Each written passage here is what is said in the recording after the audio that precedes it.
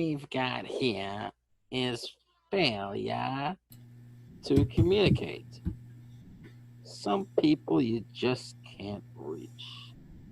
And I don't like it any more than you.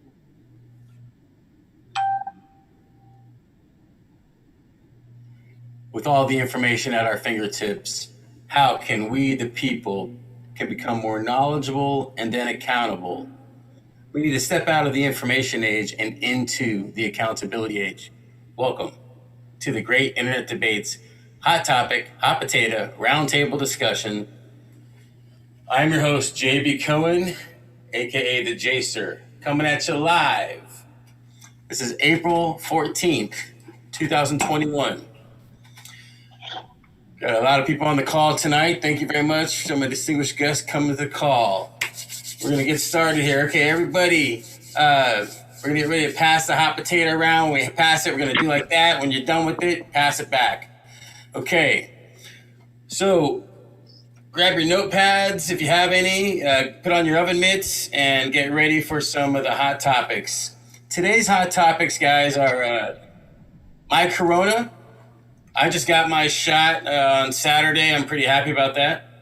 But J&J, Johnson & Johnson had to halt their distribution in fear of blood clots. A thirsty topic, Georgia vote on my mind. More voting issues in Georgia.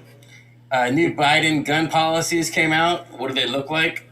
The hot topics from Lieutenant Black, get out of the vehicle video, to the latest story about Dante Wright, a young 20-year-old dad taken too soon by a trained officer and someone that was training other cadets. Police training versus qualified immunity. Do they think they can get away with murder? The George Floyd redemption trial continues. What a shit show in Minnesota. Cop and police chief quit and city manager gets fired. The mayor is in control. Okay, on an ongoing hot topic, vax on or vax off? Josh, do you have the image for the vaccine? We could put it up if you want. If not, many folks are getting the vaccine. I got mine on Saturday, the Pfizer. But a family member of mine got the Johnson & Johnson, and so I'm a little bit concerned now. It's a small number of people are having adverse reactions, but still now it's a question mark, right?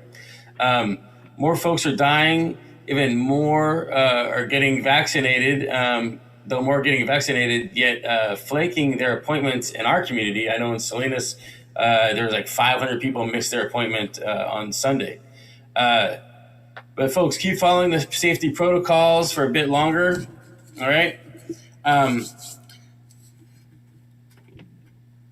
So I got my vaccine shot, and I had no complications. And so I want to go around the call here right now real quick and say hi to everybody and see what's going on with you.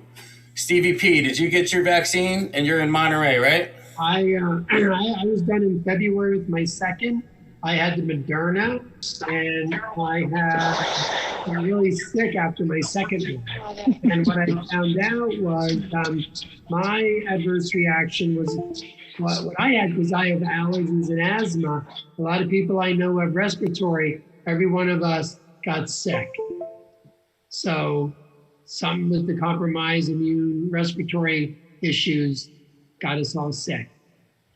It was awful. It was pretty bad. I heard that. Yeah, but how long did that last you? How long did that last? 2 days.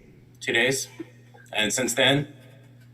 I don't feel any safer. I feel, again, I think I mentioned this before, every now and then I got to get up and move around because the Bill Gates microchip gets stuck right in here and I got to shake it a little bit. But I don't feel any different at all. Very good. All right, Marvin, how about you? You got both your shots, didn't you? You're in Salinas, California. Yeah, I got both of my shots. The only thing I felt was some pain in my shoulder for a couple of days, and I had a little tiredness. But I have heard that the younger people like Stevie, I don't know how old you are, but I'm sure you're 20 years younger than me. They all, on their second shot, all the ones that I know, got sick for a couple of days with the same symptoms that you had.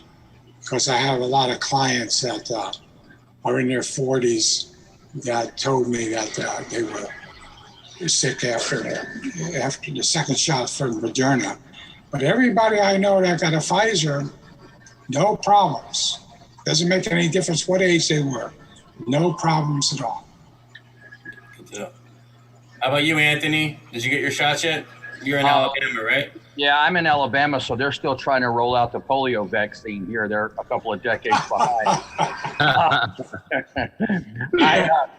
I have not had any yet. I feel guilty for running out there and get some. I don't really interact with people a lot. I spend most of my time riding alone and exercising, doing everything alone. So I'm going to kind of wait till the end of the line because I shouldn't be a priority. So I'll let everybody get theirs and then I'll come in afterwards and get mine. Oh, I feel guilty. Oh, okay. Evan, how about you, buddy? You're in San Francisco now? Yeah, well, I'm on the peninsula. I moved out of SF.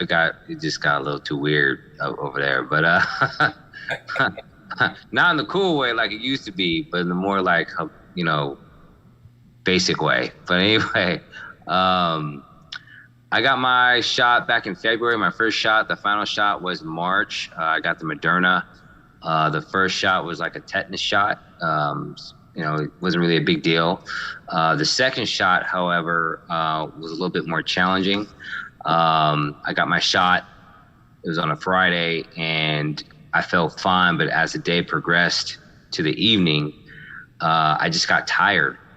So I just went to bed, woke up, felt still a little tired, like I wasn't hitting on all cylinders, like something was just a little lagging for me. So I continued to rest on Saturday, and then by Sunday I was good to go. But I have heard other folks. I have a friend of mine, he had Moderna as well. First shot was fine. Second shot, he had full-on flu symptoms and had to be, in his bed, in his home basically for like 4 days until he got over it. So from what I see, it's just about your immune system. It's all about what your constitution is about. Some people have trouble and some people don't. And then, but after he got a little bit sick there, he's okay now. Yeah, he's good to go. It's just that second shot for some reason, that's the one that's trial by fire. You don't know what you're gonna get as far as the after effects, so to speak. It could be nothing. It could be flu symptoms. It could be cardiovascular. You don't know. So that's the whole funny thing with this COVID thing. It's like, my grandmother, 88 years old, she had flu symptoms for 2 weeks and was just fine. My cousin, 56 years old, healthy, vibrant, almost died. So you don't know. Well, I'm glad nobody died. Yeah. Nobody died, so that's good. Well, thanks for coming on the call, Evan. Good to see you again. And when you say the peninsula, you mean up there still, right? Not down here in Yeah, I'm in San Mateo. Yeah, gotcha. San Mateo. Very good. The burbs. Hate it. Right on. Hey, Harley, you got to unmute yourself, and then Frankie, don't disappear on the camera, okay? But you're gonna be last, all right? Harley, go ahead. And did you get your shot yet? And where are you calling from again? I'm calling from Fort Dodge, Iowa. I was supposed to get my shot, but they canceled it because it was the Johnson & Johnson vaccine. The college was actually offering them, and so unfortunately I didn't get to get mine. Well, fortunately, unfortunately, but we'll see. Yeah. And then how about you, Frank? Frank? Yeah, no, I'm with Anthony on that. I'm just gonna write it. Yeah, hello? Hi. Yeah, can you hear me? Yeah. Yeah. All right. Yeah, I'm with Anthony. I'm gonna write it out. I'm gonna write it out for like as long as I can. I end up forcing everyone to get it, so who knows? But I just hold off. You feel like you were sick already with COVID a couple months ago, right? Nothing against it, just right. So the antibodies and all that. There's no longitudinal study on the effects of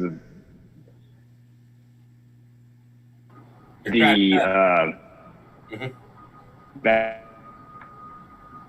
Like it might be like slowing me down a little bit. All right, so now I'm using my data. Anyway, so yeah, that's my take on it. Sorry. All right, thanks so much. Thanks, Frank. All right, so I appreciate you all for being here tonight at our Hot Topic Hot Potato Roundtable Discussion Show. So again, I'm your host, Jay Cohen, aka the J-Sir. Welcome to TGID's Hot Topic Hot Potato. And it's a place that we hold a civil conversation, a safe place to have civil discussions and live debate with other viewpoints for the best interest of mankind. All right. So if you like our programming, check out our Patreon page at thegreatinternetdebate.com at the bottom, and check out our YouTube and everything else. Hit the likes and all that good stuff. Appreciate that. Now let's get into the next hot topics. Oh, before that, so last week we had a show and we talked about current health reform. We talked about the hidden funds that were found, and we talked about out with the old policies and in with the new with Biden. And we also spoke a little bit about Dwayne "The Rock" Johnson and his new show that is about him campaigning for president in 2032. And ironically, The Rock responded to a poll the day after, or this last weekend, showing 46% of the people want him to run for the president. However, it was mentioned that he stated, "It'd be my honor, but I don't think our founding fathers ever envisioned a 6'4", bald, tattooed, half black, half Samoan, tequila drinking, pickup truck driving, fanny pack wearing guy joining their club." I like that. So I found that was some cutting edge stuff there. Okay, so we were on the cutting edge of some information there that we were talking about last week. So now let's get into the a thirsty topic.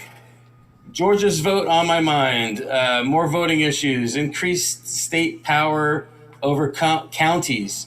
The new law removes Georgia Secretary of State as the state elections board under the new law. If a majority of 5 members decide that the county's elections office have been doing their job poorly, the board can suspend those officials and replace them with one person the board has handpicked, picked to the temporary superintendent with the same powers as the official had.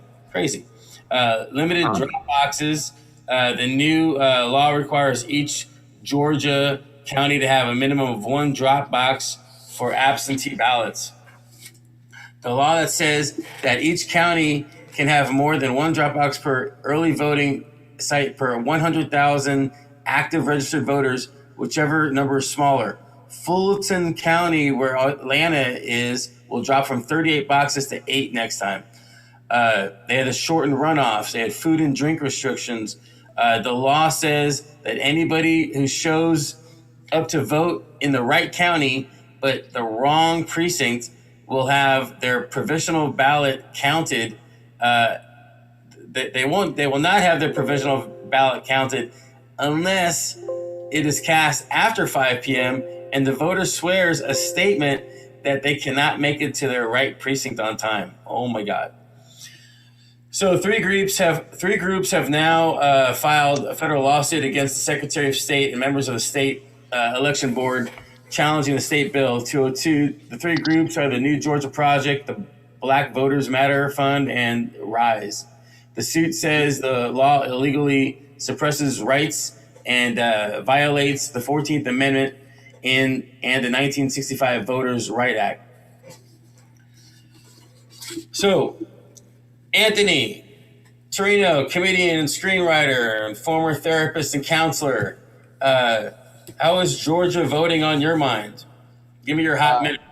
It is back to the Jim Crow days that they're specifically aligning this so they can override the people's vote.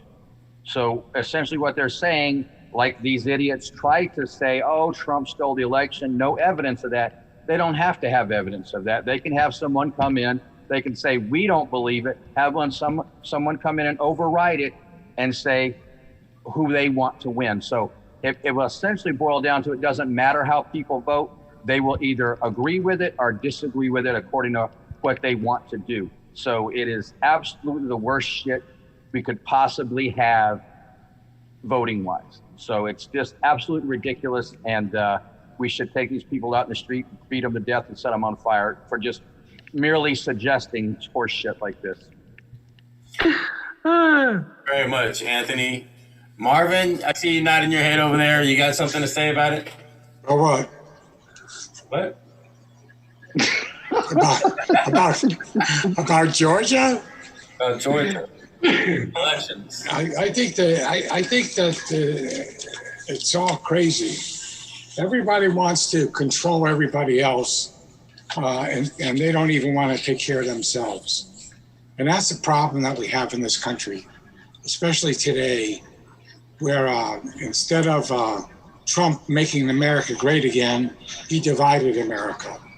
He put everybody against each other, which is sad. You know, it's really sad. And Georgia stood up and said that the election wasn't rigged, and now they want to rig the next election, which is, I don't know why they want to do that. Maybe it's because they got that Green in power as the senator. I have no idea, but it's really sad that what's happening. I could talk about some other stuff that is bothering me today, but that's not part of what we're talking about with the voting. We'll get there. So I'll just shut up now. All right. Harley, you got anything to say? I don't know. It seems like pretty transparent here. I don't understand why they're doing what they're doing. I don't see why they think that they need to get rid of ballot boxes and impose all these restrictions. I don't feel like there was that much voter fraud in Georgia. So to me, this is just blatantly trying to control people, trying to get the outcomes that they want without actually putting in the work to get them. All right, thank you. Let's see, Frank, you have anything to say? I don't know. It's hard to stay. It's hard for me to comment because I don't really know the specifics of it. All I've heard is like a counter argument to the idea that it's like voter suppression, and it's saying basically they try to justify it by mentioning how Connecticut has the same law in effect. States in the Northeast have the same law where you do require voter ID, and it doesn't seem to be a problem, you know. So it's not like they're doing something new down there. All right, Evan, you got anything to rebut on that, or you got anything to say about any of the voter? All I know is this. This is just a snapshot. When you have one group of people standing in line for an average of 10 hours trying to vote in certain areas of Georgia, and in these other areas of Georgia, people can just walk in freely and vote without any kind of hassle. That's a sign of something different. And the mere fact that it was already rigged in Georgia. I mean, there's already evidence of voter suppression in Georgia prior to these new guidelines coming out, right? So with that being said, it's like, okay, well, the reason why you're beefing right now, because Georgia, didn't say anything until they lost some seats. So when you lose by your own game, you're going to restructure things so you can win. Okay, so that's what it's getting down to. You got beat by your own gang, and now you're saying, well, we want to make sure that it stays rigged. Right. So it's going to be interesting how Biden's new administration tackles suppression across the board, because I just find it odd that the federal government can't regulate something that should be implemented across the board for every state, a basic way for every vote to count. Kind of odd, isn't it? Yep. I like approval voting. We talked about that in the past. Approval voting is cool. Let's see, Stevie P, you have anything to say about that? Well, I think you guys all made a lot of the same points. And to expand a little on that, Atlanta, I guess Fulton County, like you mentioned, had 38 boxes for early voting. That, what they said was because of COVID, people not being able to get out. It is what it is. I know years ago, we never had voter boxes for you to throw your stuff in. You showed up at the poll. There was early voting. They say they're adding a couple extra days for early voting. To me, it sounds like they're making rule changes, and it has nothing to do with race. It has to do with stupid. And it's about following rules. And Georgia had problems, like other states had problems. And even in the race with Stacey Abrams, as she lost, she still never conceded. She said it was rigged. But now that they're changing the rules, she's singing another song about how it's rigged. And it doesn't matter. If the Dems don't get you, the Republicans are. So the Republicans are in control of Georgia. So I'm not saying they're rigging it, but they do want it a little more fair. And as far as suppression, I'm not quite sure that's the word I would use. And as far as using voter, some kind of ID to vote, I'm all for it. And now the corporations are getting involved and sports are getting involved in this conversation. It's gotten really big, and it's gotten a little silly. And if we just, like Jay gave us some of the facts for what's going on, but just because we're tightening it up, I think people want honesty. And I do think that we need to take these state elections and federalize it. Again, one rule, and that way we won't have these conversations. I kind of feel you on that, but as far as there's definitely some tampering going on, because the easiest solution is every city across America has some type of city hall, right? Some official business, official place of business, right? City hall. I just don't understand, why can't people just drop off their mail-in ballots at City Hall? Or have them come to City Hall. I drop it off, stick it in the mail. Well, no, because honestly, you can't trust the U.S. Post Office. You can't. They can bear. The way they're running right now. Come on now. I sent something priority mail. Supposed to get there 2-3 business days. It took a week. Yeah. Okay. So. And they're cutting mail-in ballots. They're cutting mail-in ballots too. They're against that. Yeah. So they're not allowing you to mail it in if you wanted to. Exactly. So. If you can't mail it in, I don't understand why you can't drop it off at City Hall, because it's a central place where everyone can go. That's why it's centrally located. Well, there's a voter, every voter, like we have our place in Salinas in Monterey County. You can walk into that place and drop it off too. Yeah. Yeah, there are centralized places. And again, if you're not stupid, you can figure all this stuff out. But again, it's about honesty. If we're too far to the right, we got to swing back toward the middle. And if we end up a little to the left, we'll come back. It will find a central point. But they're not inventing the wheel with what they're asking for. Like was mentioned before, other states have similar rules. So invented. Well, on certain line items, I agree. But the overall scope of this new proposal, man, come on. It's pretty clear what they're trying to do. And you just can't take some of it and be like, oh, that's cool. You got to look at the whole thing in its entirety. And if you read it and you really, check the boxes and see what they're trying to do, it's quite obvious. They want it difficult, they want it impossible, and they want to frustrate you. And now it's like, okay, well, you still got to wait these lines 10 to 12 hours. Oh, and by the way, no one can give you any food or water. They didn't say that. They didn't say that. What they said was people cannot come in and solicit to sell you or bring you food or water because I have friends in Georgia.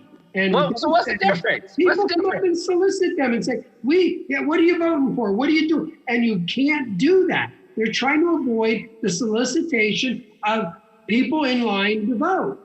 That's a tricky way of wording it. That's a tricky way of wording it. Absolutely, because who determines if you were soliciting it?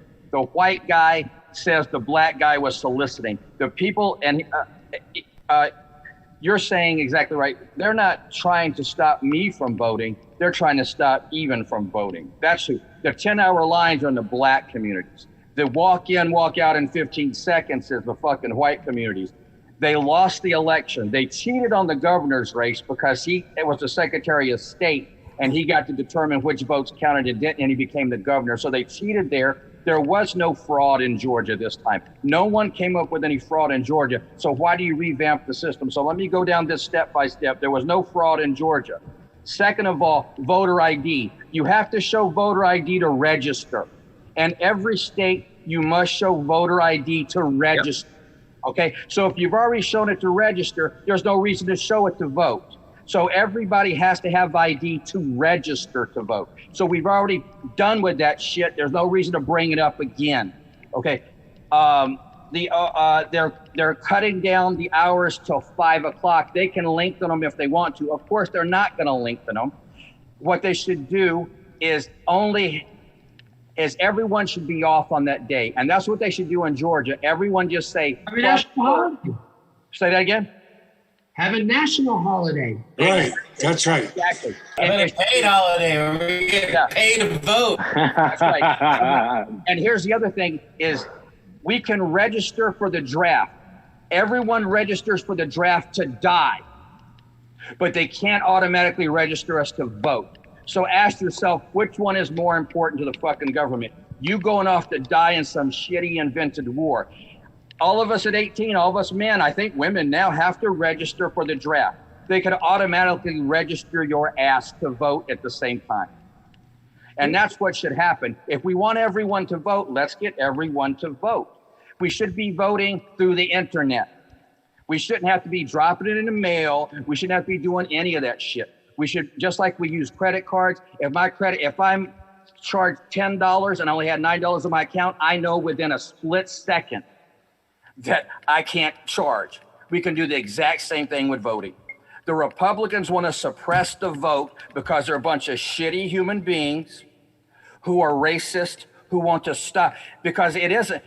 They know that black people in Georgia have less money, have less access to transportation, cannot afford to miss work. So now let's arrange it. It's just like poll taxes and literacy tests in the early 20th century. It's just another way to shit on black people. And they're doing it because black people showed the fuck up at this last election. And despite them rigging it, the black people said, fuck your rig, we'll still beat you. We'll dunk on a 12-foot hoop. How about that, motherfucker? And that's what they did. You know what? I'm black, and I didn't even say all that. So there's definitely some validity here. So.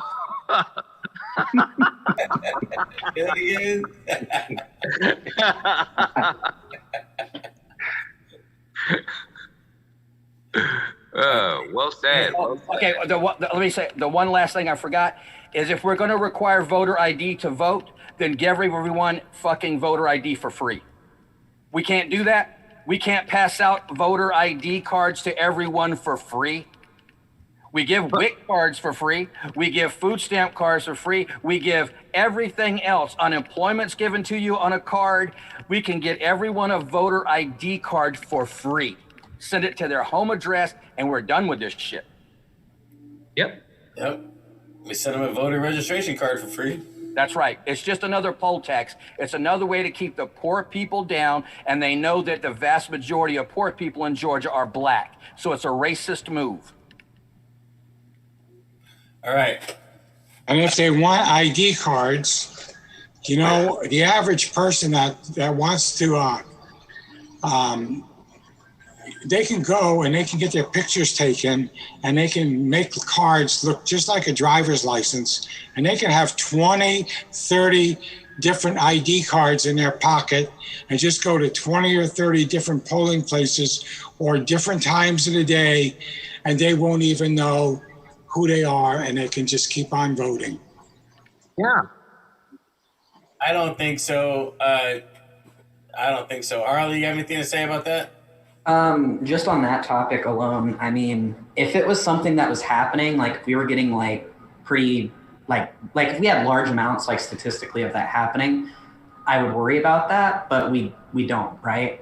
So I'm not really concerned about people going to other polling places and voting for things. And if that is a concern, then I mean, yeah, the whole having to vote in your specific area thing, that's fine. But again, we need these other things to counter that. We need to have free IDs. We need to have like a mandatory voting day where it's just everybody gets the day off and goes and votes.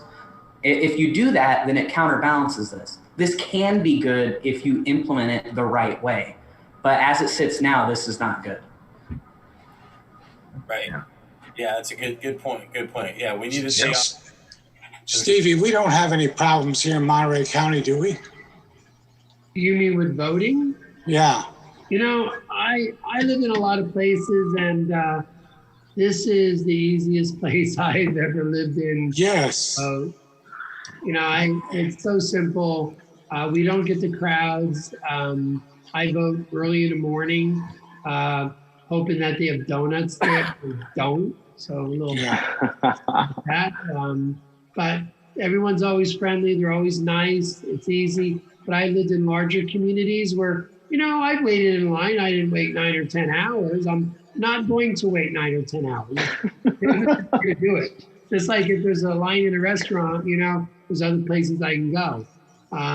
So Exactly, Stevie, and that's the plan. They make sure the black precincts have long wait lines. That's what happened this time because they feel like the black people say, fuck this, I'm not going to wait. But you know what they said? Fuck y'all, we'll wait. We are going to wait. Right. They waited 9 or 10 hours. You know, and they could look at the demographics. They can look at where the populations are, add more polling places in those areas. Yep. You know, but if they're finding out that more people are voting early, which is really what they want. You know, they want those early votes. They don't want you in line. Even with my mail-in thing that I got in the mail in California, I walked into Embassy Suites in Seaside where there was early voting, and I brought my book with me and I voted there, and I dropped it off there. I am not going to put it in the mail. I am not going to do anything else besides what I always do. I show up at the poll. And it isn't a privilege, it's a right that we have, every American has. And we all have to find an equal way of doing it. And like I said, if we're going to compare Georgia with Connecticut or what's going on in Colorado or California, again, federalize it, have one rule for everybody. Yep. May all the children behave the same way. Yep. And I just have to tell you a little bit about Monterey County.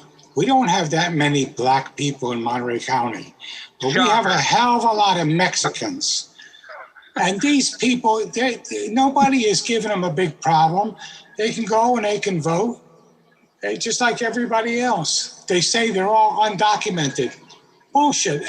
Almost everybody in California is documented because when Brown was in office, he got everybody to get a driver's license, and they all have TIN numbers.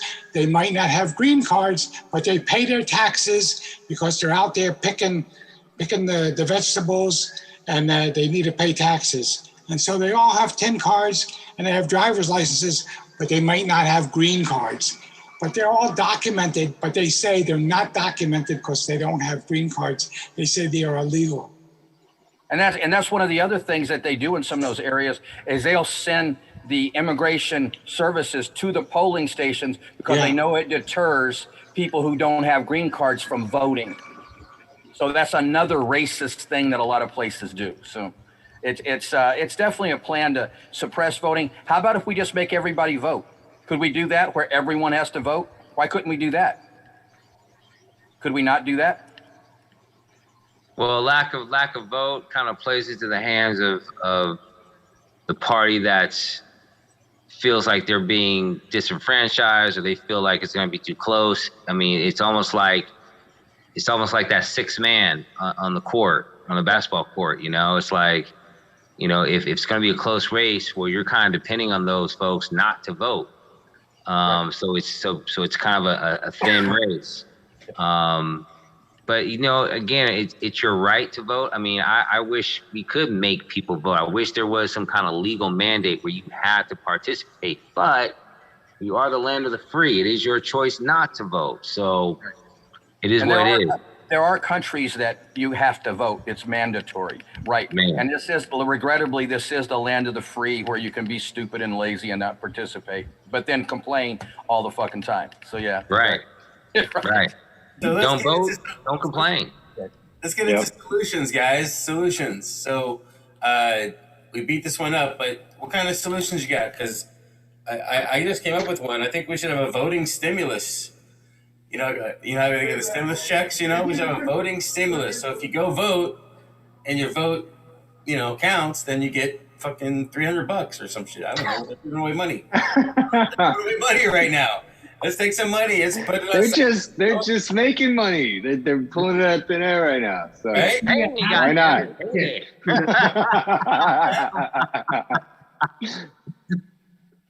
All right. Well, hold on. Has anybody got anything to say? Any bridges or solutions? Federalize it. Just federalize it. But Federalize it. here's the thing Absolutely. about federalizing. You know, if my posse's in office and here are the rules that we make, well, my posse gets voted out and another posse comes in. We can't keep changing the rules every 4 years either. Right. You know, we got to come up with some basic rules and leave it alone. You know, and maybe we need to go to vote. They need to have us vote for that. But you see, in our country, it's way less than 50% of the population that votes, whether it's a primary. No one votes. I vote in them all. I love primaries. You know, anything, you know, set me up. But we got to get more people out there motivated to vote. And again, if we federalize it, make it a national day off, that'll motivate people. If there is a 6-9 hour line, which I find ridiculous, maybe people stand in it then. And bring your own water, you know, bring your beer, whatever. Bring a urinal with you too, in case you drink your own water. Bring some granola bars. Bring a six pack. I was voting drunk. I don't know what happened. I did what? All right, let's all right. We did good. Let's move on now. All right. Last month, a bipartisan coalition in the House passed 2 bills to close loopholes in the gun background check system. Congress should close those loopholes and go further, including by closing boyfriend and stalking loopholes that currently allow people found by the courts to the abusers to possess firearms, banning assault weapons and high capacity magazines, repealing gun manufacturers' immunity and from liability, and investing in evidence-based community violence interventions. Congress should also pass an appropriate national red flag law, as well as legislation inciting, incentivizing states to pass the red flag laws. The president will nominate David Chipman to serve as director of the Bureau of Alcohol and Tobacco and Firearms.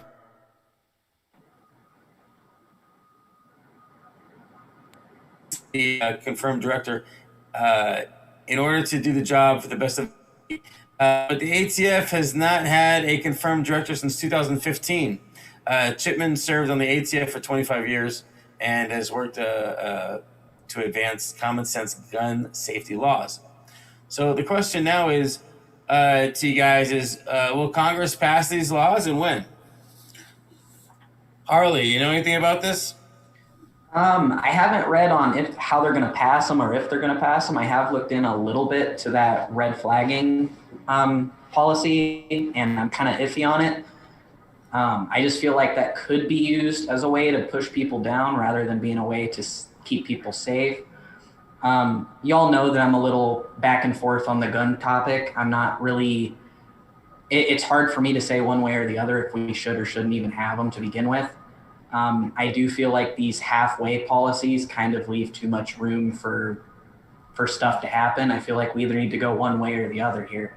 I think we need to say that either we want guns or we don't want them, because we know that guns are causing problems. We know that statistically we're having a lot of people die because of gun-related violence. So if we care that much about guns, we need to acknowledge that and just leave them be, or we need to just get rid of them entirely. Other countries don't have guns and they do fine. People aren't out in the streets wanting gun ownership and they're still able to go and protest or whatever they want to do without the needs of having guns and stuff. So that's where I stand on this. Very good. Thank you, Harley. Nice. EVP?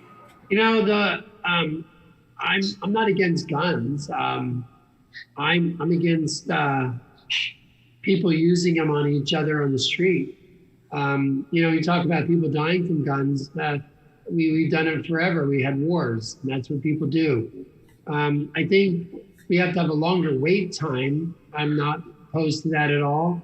And the one thing that needs to be brought in is if you are going to own a gun, you have to take mandatory safety classes, and you got to know what to do with that thing. And as far as assault weapons, I agree. We should stop manufacturing them, or if we still allow people to manufacture them, we just don't sell them in the United States. So I think, you know, by adding some restrictions and more type, you really want a gun, wait an extra 7-10 days to go through this process, maybe a psychological process. They look at your background and they see if you have any mental illness issues or any priors. You know, there's all kinds of reasons not to give somebody a gun legally. And unfortunately, there's a lot on the street. And when you talk about other countries not having guns, it's always been that way in those countries. So now with us, you want to take the candy away from the kid. That's the hard thing. How do you take the candy away from the kid when the kid had the candy for so long? And we don't have to take the candy away. We just have to make them be more responsible. And again, classes, gun safety.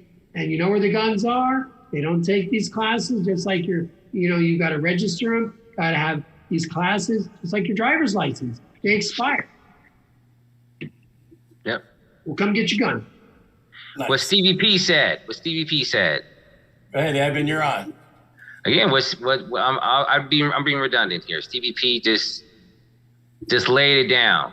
You know, if you have to go through training to get your driver's license, I don't understand what's the deal with some kind of training to own a gun. You know, a gun. I like guns. You know, guns are great, but there needs to be some kind of guideline to where there's some accountability, and there really isn't. It's kind of a free for all from state to state, and overall, man, if things aren't working, then having states regulate their own terms needs to be under federal law, because it's not working. So, you know, as just what Stevie said, man, as long as we have some kind of guideline and some kind of training, what have you, yeah, that's what it's about. I couldn't disagree more with Stevie and Steven. Obviously, training doesn't work, as we just watched a cop with 26 years of experience who is a fucking trainer just shoot a man because she grabbed the wrong fucking gun. One shot, she's good. That's different. So you're talking. That's different. We're talking about the everyday American having a gun. Yeah. If we can't train a cop, if a cop is trained extensively more than the average American, and a cop can still fuck up, imagine what the average idiot American does with a gun. Much more likely to kill somebody with a gun. And here's what we're ignoring. You are not safer if you have a gun. Let's make it like some of the states do with abortion. Let's make your ass read all the stats on abortion. Let's have you chew on a fetus. Let's watch you watch a film about fetuses and all this other shit like Texas does. Okay? Let's have you actually informed, and you'll discover that if you carry a gun, you are more likely to die by your own gun than That'll be in the classes, Anthony. Okay, I know, that's what I'm saying. Introduce the people to the facts. The facts are not safer. that a good guy with a gun never stops these bad guys with a gun. So the good guy with a gun argument is horseshit. You're safer with a gun is horseshit. So now knowing these two facts, if you still want a gun, you're mentally ill and you should be denied a gun. It's real simple. If you're told these two facts and you're still stupid enough to go, hey, give me one of those anyway, you should be the red flag and not be able to give him a fucking gun. So let's make it that way so that people are really up to date, because there are people, I lived in Texas for 30 years. I'm in Alabama now. I want to protect my home. The vast majority of the vast majority of gun deaths are suicide. A red flag is a white person. If we're going to have red flag laws, stop giving guns to fucking white people, because they kill them in mass shootings and they kill themselves in suicide, which are the vast majority of gun deaths are white people killing themselves, which I'm all in favor of that, and white people killing each other in mass shootings. So those are the red flags. And if we're going to do red flags, like you said, if a woman lives in a home with a gun, she's 7 times more likely to die from that gun. So let's now take all the veterans with PTSD. Because you're fucking nuts, you don't get a gun. You're fucking nuts. You have PTSD. Okay, if you're on medication because you have a mental illness, you don't get a fucking gun. Any medicine you're on that you can't drive heavy equipment, you can't have a fucking gun. So once we start doing what makes sense for eliminating people, there's about 7 people that can have guns. That sounds like that number sounds a little high, Anthony. It might be. It might be. That's it for me, guys. Arvid or Frankie or Harley? I thought you had your hand up, Harley. Yeah, no, I was just going to say that I can't even argue with Anthony on that, because I totally agree. I think, and he really called me out there when he was like, well, if you still see these things and want a gun, you shouldn't have a gun. That's me. I acknowledge those things, and I'm like, I want a gun. I think that'd be cool. And, you know, I can't argue with that. I really can't. The statistics are bad, and I still want one because they're cool. I'm not going to say that they're good for self-defense, because I don't want one for self-defense. You're more likely to use it if you have it, and you don't always need it. So, you know, I think Anthony's kind of got it right. If you got all these mental problems, you probably shouldn't have a gun. And if you acknowledge all that data, you probably shouldn't have a gun. So then it just reinforces, why do we even have them to begin with if nobody can have them? You should get hugs. You should want a hug instead of a gun. Exactly. If we could come up with a piece of equipment that give you 40 hugs in a second, everybody would be fucking happy, wouldn't it? That's right. So Harley, can I ask Harley a question? So Harley, you said that was great. You said that you're honest. You think it's cool. What could I replace the gun with that you would see as equally as cool? I mean, yeah, like if I couldn't have like a gun, I'd probably just get like a sword or something, and I'd just show that off to people. Like honestly, like okay. How about Evan? You say you have guns. What could we replace the gun with? A super soaker. I'll just wet you down, man. I just drown you. I agree. I'll fuck up your suit, outfit, whatever. That's right. But you live to get another suit another day. That would be great. Right. That's right. Yeah. Okay. Yeah. That's awesome. There's a horn. There's a car going off outside. I don't know if you can hear the horn going. All right. So. See, that's why you need guns, right there. That's a great idea. It's an endless argument, the whole gun thing, and it's just gonna go in circles forever. My take on it is I think psychological evaluations are important. If somehow you can get your arms around that, but like also we should follow the lead of countries like Australia that have banned automatic weapons since the 90s, and they did that after a mass murder, and to this day they're fine. They still have gun ownership, but they don't have like automatic weapons. No one needs a gun that could fucking mow down a tree. It doesn't make sense. But to have some handguns or whatever, I mean, it's not going to go anywhere even if they get banned. The black market is still going to get guns out to people. So that's my take on it. I think that you just got to compromise sometimes. Anyway. Yep. Marv, how about you? Marv lived in the day when they had muskets. Tell us about how how was it back then, Marv? We didn't really have any gun problems years ago. This is all brand new stuff in the last 10, 15 years with these guns. And I don't know who was promoting the guns, but I think it was the gun manufacturers that were promoting people buying guns. But when I was younger, and I don't even think in the 60s, when they had the drug parties, they didn't even have guns back then. Guns are a new thing since the 90s, I think, for the last 20 or 30 years. Yeah. And I don't know what started them. It's just that people got more crazy in the last 20 years than before. Before, a lot of people left their doors open because there was nobody stealing stuff. But all of a sudden, everybody started stealing stuff.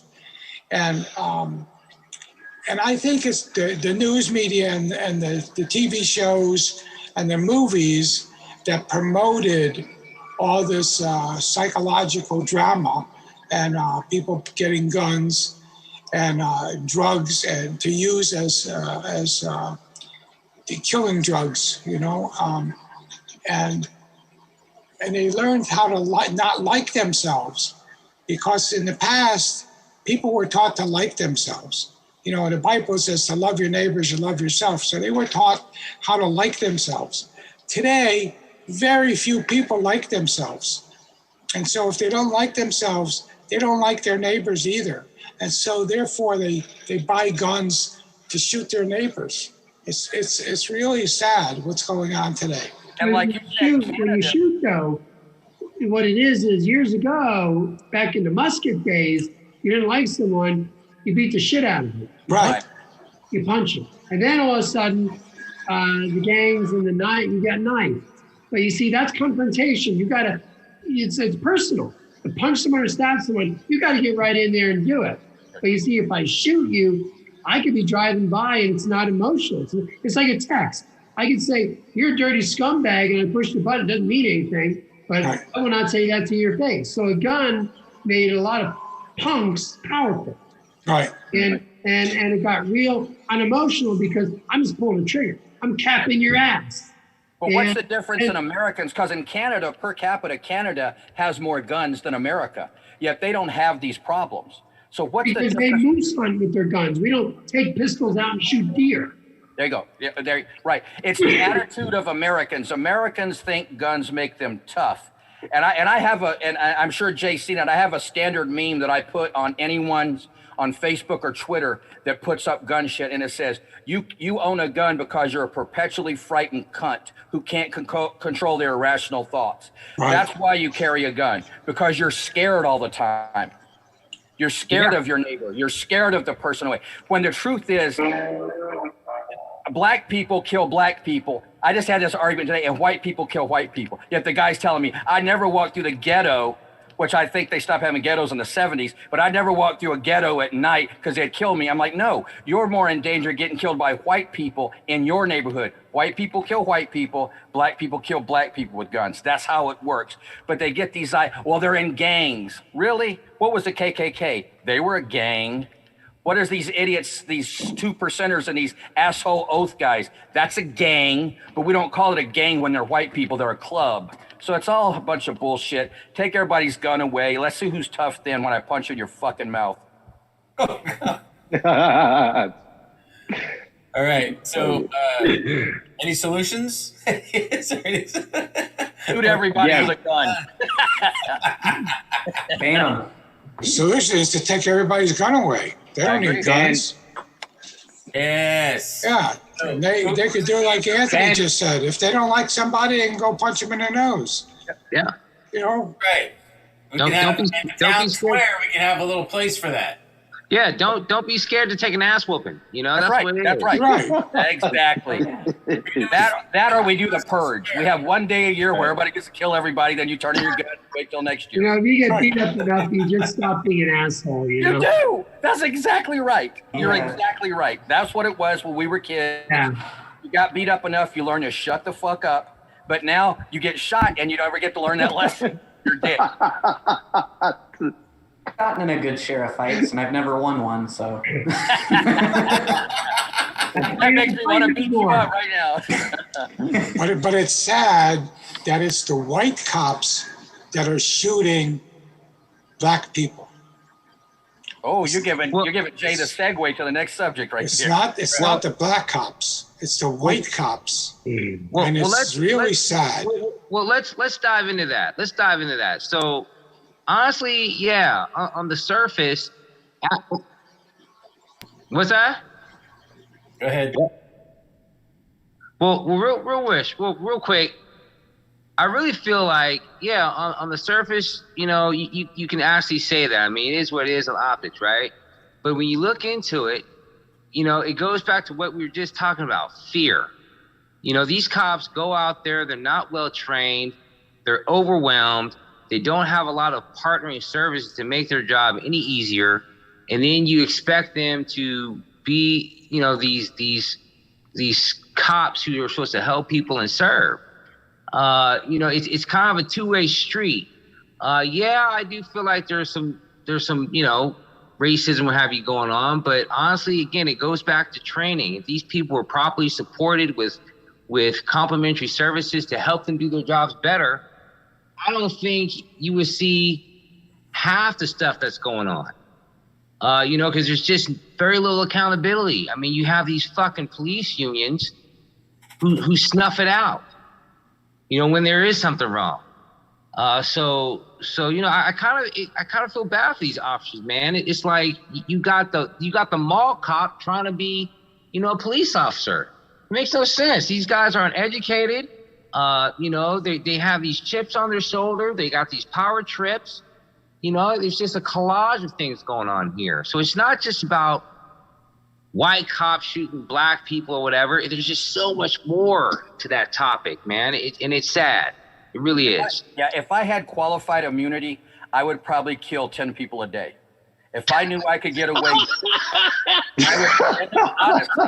if I knew that I wasn't going to go to prison for killing people, I would be stacking up bodies like fucking wood. I get invited to California. I ain't doing that no more. Because that's where we're at. Is these cops know I'm not going to suffer consequences for killing someone. Okay, and the other thing is, even let me tell you, I've been a white man my whole life. I was born in Alabama. I was raised in Texas. I'm back in Alabama for a while. White people are scared of black people because all black people are LeBron James and they're going to get dunked on. Okay. White people, you are a bald-headed black man. You know what I know? You've already killed at least 5 white people. That's how white people think. They are definitely afraid that if you don't pull out a gun, you're going to beat us to death with your big dick. That's what white people are afraid of. Okay. And that is the reality. And white people won't tell you this. And in my comedy, I talk about this. A lot of my black friends are like, look, I don't really hear the N-word that much. I go, fuck, I hear it like 10 times a day because they think they can say it to me and get away with it. And I saw your face, Evan. You're like, God, I can't believe. I hear it all the time. Yep. It's usually whispered, but I hear it all the time because these people, black man is 2.5 times more likely to get killed by cops than a white man. Because a black man is seen as a threat. We were talking about this before we got on air.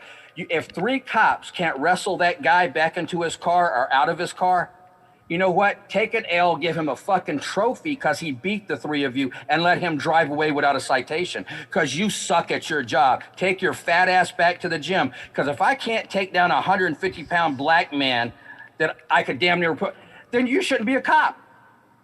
But that's what they did. They get pissed. I posted a video today on Facebook. A white guy told him, fuck you, I'm driving away. I'll pull my gun and shoot you. And the cops had guns drawn on him. The cops let him drive away. He drove away. All right. It happens all the time. So it is about racism. It is about a chip on the shoulder. It is about not having an education. There are countries where you have to go through 2 years of training to be a cop. Our guys, 6 weeks? And you got to be able to identify a black guy from a white guy and know when to shoot. Yeah. Let me reel it in and get into that topic. Let's dive deeper into that, right? But before you say anything, I think Anthony, you're just a very light skinned black man. That's what you are. Like you ain't white, man. You black. You black. I hear that a lot, and I appreciate that. When I'm pulled over by cops, the first thing I scream out is, "I'm white. I'm white." So that's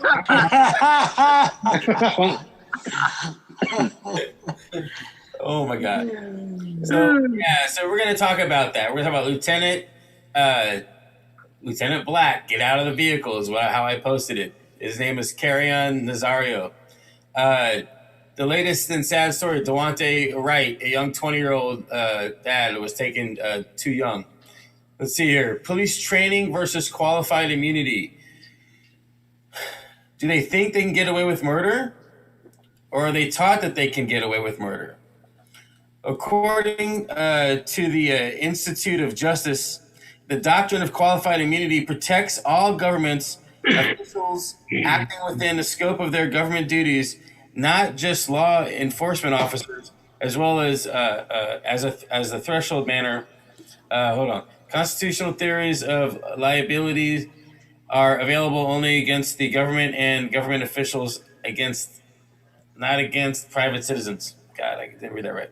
Okay, qualified immunity is a special protection for government workers that the Supreme Court created in 1982 as an act of judicial policymaking. The case Marlowe versus Fitzgerald did not even involve police.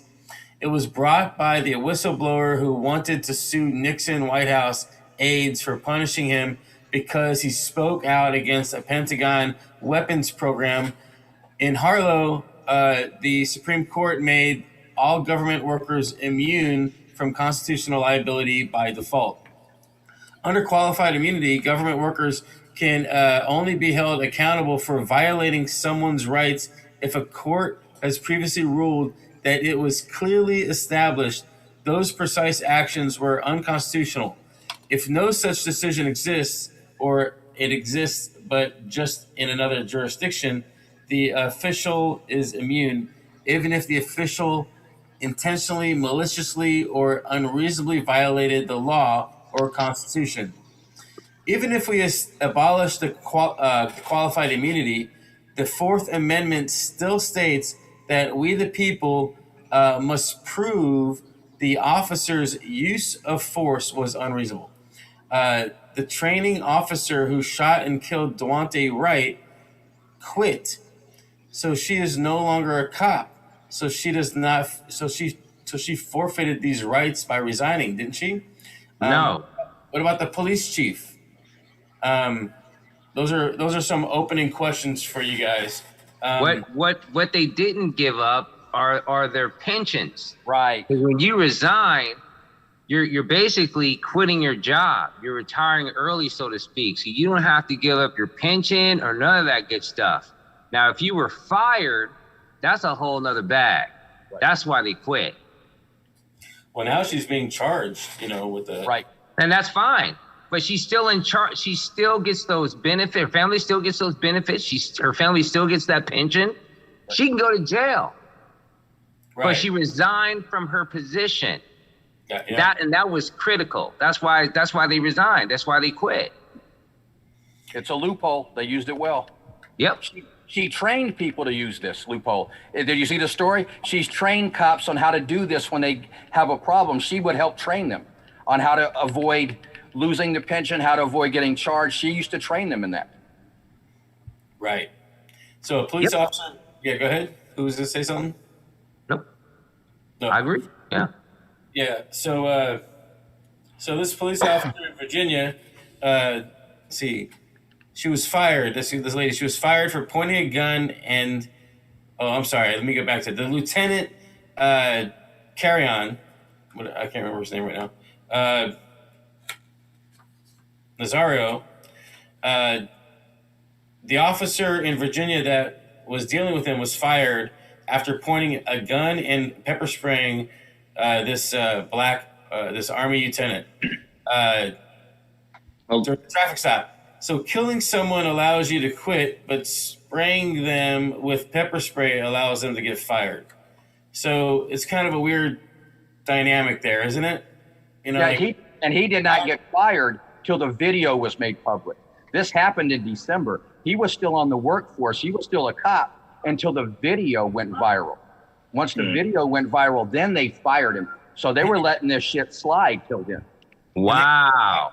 Can they still fire this girl? I mean, even though she quit, can they still like say, no, we're not gonna, huh? No. Yeah. All right. So can we talk about that? You're talking about Lazario, right, Lieutenant? yeah, so he goes, I'm honestly afraid to get out.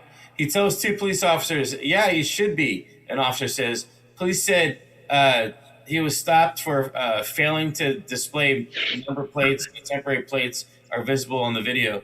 Lieutenant Nazario filed a lawsuit against the two officers, Joe Gutierrez and Daniel Cocker, this week.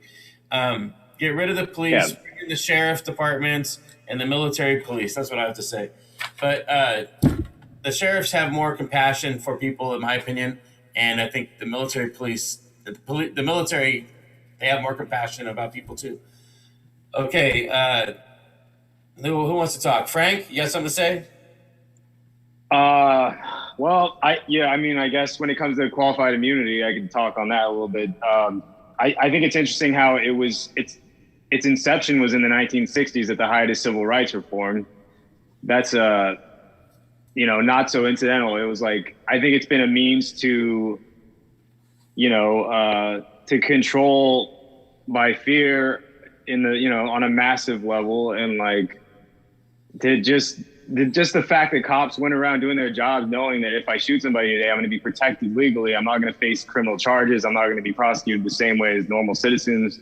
That looming over every situation is really fucked up. And I'm glad that, like, at least right now, presently, New York City finally retracted qualified immunity. And I always wanted that to be at the center of all of the BLM stuff that was going on, because it was like, it's not going to solve the problem by without addressing qualified immunity. That's like the big fucking elephant in the room, Aside from that, that's pretty much my piece on that. Very good. Yeah. Yep. Who's up next? Who's ready to go? Yeah, I'm just gonna say I don't really like cops in general, so I'm just gonna put that out there. But qualified immunity, absolutely a no for me. Please get rid of that. There's no reason they need to have that kind of protections, because a jury is going to understand that there's certain risks to their job, right? Like if they're in like a gunfight with a gang or something, I don't think a jury is going to be like, oh, you got, you know what I mean? Right. If the circumstances make sense, they're not going to go considered too much. I mean, like he didn't appear to be armed. He was in his, fatigues or whatever, but he wasn't armed, and he had his plates. I mean, maybe they didn't see him at first, but they were in the window. They should have saw him when they walked up to the vehicle. So who approved this? Who said, yeah, this is a felony stop. We need to all have our guns drawn on this guy. Who said that? The loudmouth, the one that told him, you should be scared to get out. That fat guy is the one that decided, I'm going to draw my gun. And this is the problem, is take the guns from the cops on the streets. They don't need a gun for someone that doesn't have their license plate. They don't need a gun because someone's got an air freshener hanging from their rearview mirror. They don't need a gun for someone has a fucking broken tail light. They don't need a gun for that, okay? They just need to be meter maids, go up to the guy and give him a fucking ticket. If he drives off, get his license plate. We'll get him whenever he tries to register his car. There's no reason for this to ever escalate into any of this shit. Okay, they give us, if anyone's ever used a toll road and you go through the toll without paying, they send you a ticket to your house. Okay, they get your license plate. They bring it on and they say, this is one of the worst parts of a cop's job is when they pull someone over, they don't know how a driver is going to react. So again, let's take the pressure off the police and do these things. And, it's interesting that they just don't. So make their lives a lot easier, a lot more safer, and take a picture of the license plate, and you could always find at least the owner of that vehicle who will squeal on whoever had the car. Right. And definitely qualified immunity, that has to go. And the other really interesting thing that happened in this situation is this cop already was arrested and charged. It didn't take any time at all to bring charges against her. Well, they putzed around Minneapolis. And I think part of that is they had to come up with something because they didn't want the looting, they didn't want the rioting, they didn't want the destruction to their area. And as much as people want justice, they're going to get justice. But is it ever going to be enough? Right. No. The other thing is make them have insurance. I was a healthcare provider for years. I had to have a minimum of $1 million in liability insurance. Okay, because what happens if you fuck up enough, your insurance rates go up so high, you can't afford to practice. So like Derek Chauvin, I believe, had 18 instances of excessive violence before George Floyd. So he would have not been able to pay his insurance premiums about 15 instances ago. And George Floyd still be alive. Maybe some other people killed we don't know about. So make them carry their own insurance, not covered by the city. Make them have to give up their home, take the food out of their shitty kids' mouths. Let's fuck them over so that every time a cop pulls someone over and he wants to draw his gun, he's like, damn, if I draw my gun, I could lose my house. I could lose my marriage. I could lose my savings. That'll stop his ass. Otherwise, we're going to have to start shooting cops when they pull you over. That'll stop them too, like the guy did in Dallas when that guy took out 5 cops on the streets of Dallas. If you look at the numbers for about 3 months, no unarmed black men were killed because cops were in the position of the black man now. That's the next step. White people don't realize how lucky they are. The next step is some black people are going to say, let's just start killing cops when they pull us over. And I would have to go, you know what? That sounds reasonable because you've tried everything else. Well, let's not promote that. Okay. Cool it off, everybody. Cool it off, everybody. Everybody, cool it off, everybody. But it's getting there though. That's for you there, Anthony.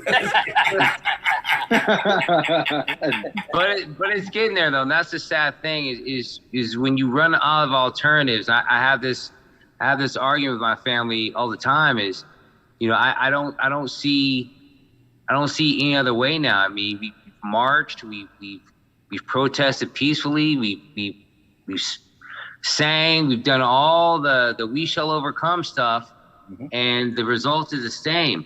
However, when we burn down your buildings and fuck up your money that way, as far as jeopardizing your assets, then you want to see what's going on.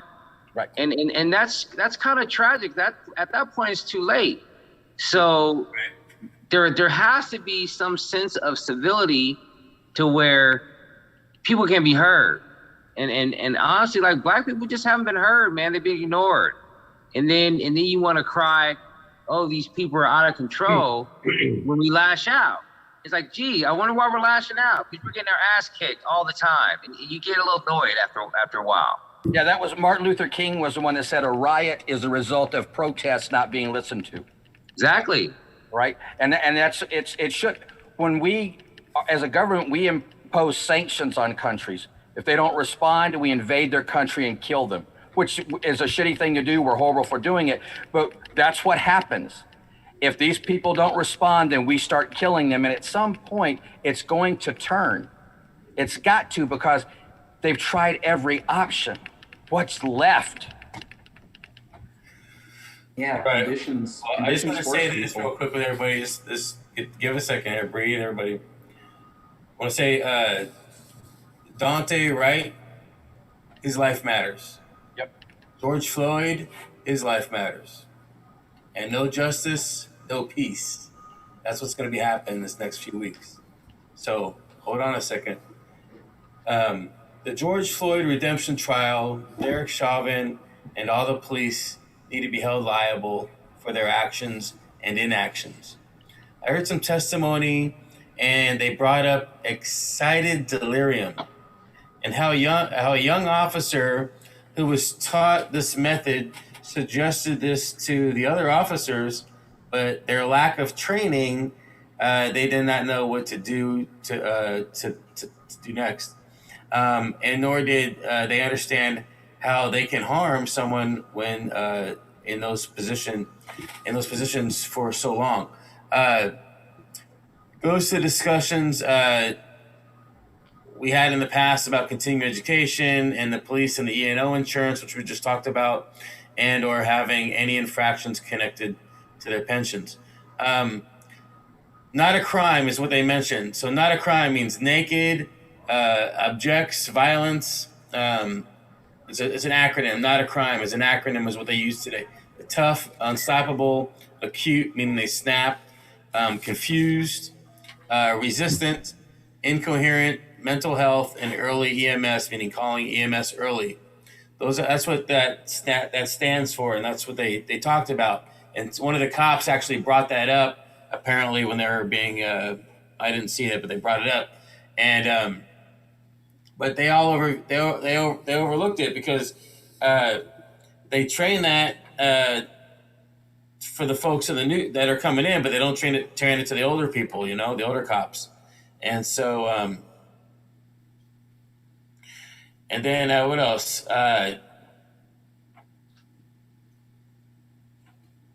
Anyway, so he had that, and then they didn't put him in the side recovery position, so they kept him down on his back for so long, anyway, on his belly. So, how do you guys feel this trial is going to turn out? That's my question to you guys right now. How do you feel this trial is really going to turn out? Guilty. They're going to find him. They're going to find Chauvin guilty. They're going to find him guilty? Yeah. What about the rest of them? The only Derek is on trial right now, right? Right. Well, it'd be like dominoes. So if Derek is found guilty, then the officers who assisted in that process, well, they're kind of tied in, so they're going to get something, at least 15 years for accessory, for being an accessory. So if Derek goes down, they all go down. They're going to go down to lesser charges, but yeah, they're going to go down. Yeah, absolutely. They're getting something. Did you see the testimony of the MMA fighter that was standing on the sidewalk, watched the whole thing happen? Yeah. That literally, I was sitting here. I thought I was going to have a heart attack. Tears are streaming down my face to see the pain on this man's face, knowing he could have whipped the shit out of Derek Chauvin and got him off that guy. Yeah. But he couldn't take action, and he was just pleading, get off the guy. It was just unbelievably emotional. I felt like that guy we killed his spirit. It was pitiful. Yeah. Yeah, and he also brought up how he was getting upset when they were saying how he was growing more angry. Yes. And then he goes, no, I wasn't growing angry. I was growing more professional. And so on that note, that was an interesting topic because, yeah, the police have to stay professional. And then they were claiming, they're trying to have a false claim that they were worried about the patrons or the people watching. The crowd, the crowd. 7. Like the crowd was like 10 people deep. Yeah, I mean, holy exactly. Jesus. I mean, they're that fearful. 4 guys with guns are that fearful of 10 people with cameras. Right. Really? Yep. This is what's being. This is not a good society that we're living in. This police force it needs to really look in the mirror. They really need to reevaluate who they are, what they're doing in our communities, and maybe they need to back down. I mean, they need to rethink how they're operating. And I know that a couple months ago, Oakland went through a change. Oakland is going through a transformation where they have, maybe you know more about this Evan, but they have, they're doing their best to have like the ambulance along with the police, along with some kind of social worker that goes out on the calls so that. Yep. It's a good start. I mean, it's exactly what I was referring to before, just giving these officers some assistance so they can focus on doing their jobs. And I think something they should do too is go back to being peace officers instead of law enforcement. Back in the day, you were a peace officer. Right. You know, when I used to get in trouble as a kid growing up in Santa Cruz, I could actually talk my way out of something. It was a discussion. You know what I mean? And sometimes I won, sometimes I lost. But when I did lose, I understood why I lost, and I just accepted it. You know, it was all good. But now, man, these cops are so damn tough. It's just, you know, there's no relationship with these new officers and the community. Just as you said, Jay, there's a disconnect. Yeah, there was a gentleman that's in Old Town Salinas. He's a security guard. He loves working the Old Town area because he wants to be a beat cop, but they won't hire him as a beat cop because they don't have that position. Yeah. They don't have that position. You know what I mean? Like, that's what they should be doing. They should have people walking the streets and get to know the people. You know what I mean? Exactly. Like, how it should be done again. But anyway, so let's round it up. So we talked about a lot of things tonight, from coronavirus to the guns reform and the violence here in the streets. Do you guys have any solutions that we could look at, or do you guys want to make a prayer, say a prayer or something? I don't know. We should. We need prayers right now. I'll tell you that. That's right. All of them. Hey, Evan, you got something? Anybody sends prayers up, I'm shooting them down.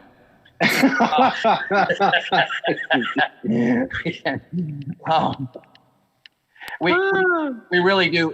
I want to say it's a mental health issue. I'm just going to say this on George Floyd, because I want to be clear on this. He was a piece of shit human being.